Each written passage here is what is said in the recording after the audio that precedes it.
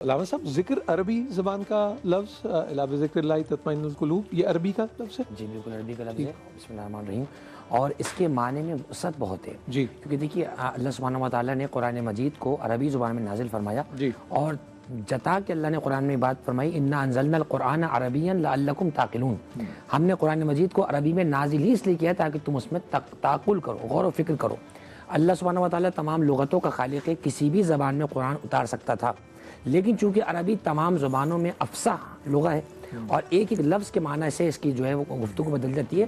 ذکر کا اردو میں جو ہم بات کر رہے ہوتے ہیں کہ مثلا آپ کا ذکر ہو رہا تھا، یہ ہم تذکر کے طور پہ کہہ رہے ہوتے ہیں، جبکہ عربی میں دائرہ اور وسیع ہے، یعنی ذکر بمعنی یاد کے بھی لیا گیا ہے۔ یہ جو کہا ہے نا اللہ کے ذکر میں دلوں کا اطمینان ہے، بہت سے لوگ آپ کو ایسے ملیں گے پریکٹیکل جو یہ کہتے ہوئے نظر آئیں گے کہ میں نے قرآن مجید کے صفحے کو پابندی سے پڑھا ہے، اس کے باوجود انہیں اطمینان نہیں مل رہا۔ اس کا سبب یہ ہے کہ وہ صفحہ قرآن مجید کا پڑھ کے اللہ سے رابطہ ختم کر کے اٹھ گئے، وہ جو رابطے کی کنٹینیوٹی تھی وہ لوگوں میں نہیں ہے۔ اچھا کنٹینیوٹی بھی ذکر ہے، بلکہ یہ جو کہا نا اقیم الصلاۃ لذکری، نماز کو قائم کرو میری یاد کے لیے۔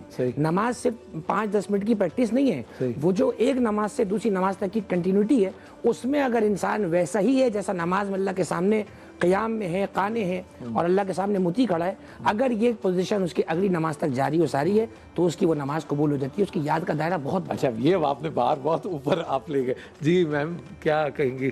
ذکر کا مطلب یاد کرنا بھی ہے، یاد کرنا بھی ہے۔ اچھا اب اس کی دو قسمیں ہیں، ایک تو قلبی ہے اور ایک جہری ہے۔ اچھا آپ کو مطلب خفی سے مراد ہے، قلبی سے مراد آپ کی خفی ہو گیا، ٹھیک ہے۔ جو ذکر لسانی ہے اس میں تو وہی ہے جیسے اب آپ اور میں ذکر کر رہے ہیں، ٹھیک ہے۔ اب اس میں قرآن مجید بھی آئے گا، انا نحن نزلنا الذکر وانا لہ لحافظون، اس میں نماز بھی آئے گی جو بھائی صاحب نے بتایا۔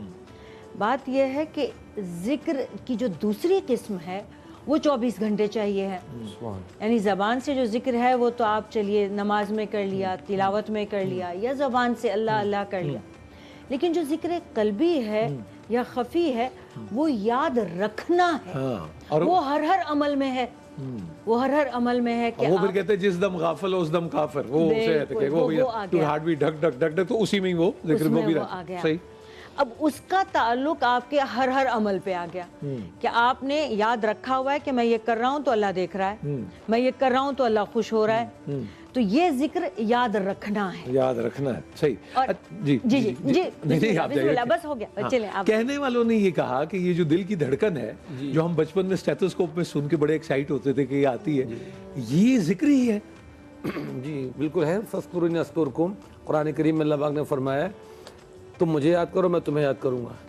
کچھ کام ایسے جو اللہ پاک نے اپنے لیے بھی فرمایا کہ میں بھی یہ کام کروں گا، جیسے درود پاک کے لیے آتا ہے کہ اللہ فرشتے جو درود بھیجتے ہیں اپنے پیغمبر پر، تو تم بھی درود بھیجو، تو وہ کام بھی اللہ پاک فرماتے ہیں۔ ذکر بھی ایسا پسندیدہ عمل ہے کہ اللہ پاک نے اس کو جوڑ دیا کہ تم مجھے یاد کرو میں تمہیں یاد کرتا ہوں، اور یہ نہیں صرف اللہ نے خوش کرنے کے لیے کہہ دیا بلکہ ظاہر اللہ پاک جو بات فرماتے ہیں تو اللہ پاک صادق و مصدوق ہے۔ باقی دل کی دھڑکن اور جو ذکر قلبی میڈم نے ذکر کیا، تو ظاہر سی بات ہے باقاعدہ اس کے اندر نقشبندیہ سلسلے میں اور دیگر سلسلوں میں سلاسل میں اس کی پریکٹس کرائی جاتی ہے کہ اگر انسان خاموش بھی ہو تو اس کا دل جو ہے وہ جو اس کی دھک دھک چل رہی ہو، دھک دھک سے دھک دھک نہ ہو۔ اچھا ہم نے تو عمران بھائی ان سے بھی آپ نے بھی وہ جب بھی ڈالی ہوگی، وہ جو باقاعدہ دل جو ہے وہ آپ کو موومنٹ میں کر لیتا ہے، وہ بھی ایک مشق ہے باقاعدہ۔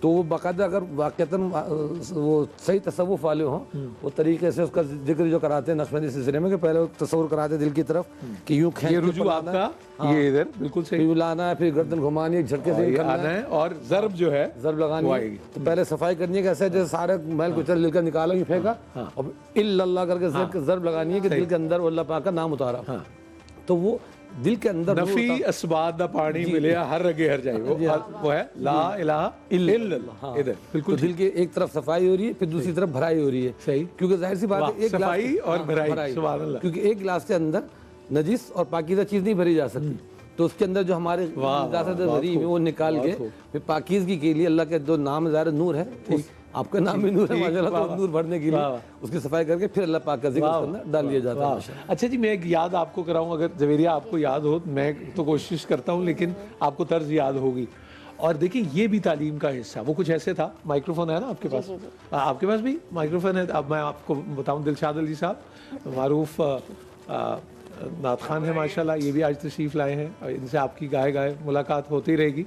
تو وہ کچھ یوں تھا کہ चिड़ियाँ जो चहचहाती हैं, इंसान भी फिर क्यों चुप रहे। तर्ज याद है, वर्ड्स नहीं है मेरे पास। लाजिम है ये कि वो कहे सल्ले अला नबीना, सल्ले अला नबीना, सल्ले अला मुहम्मदिन।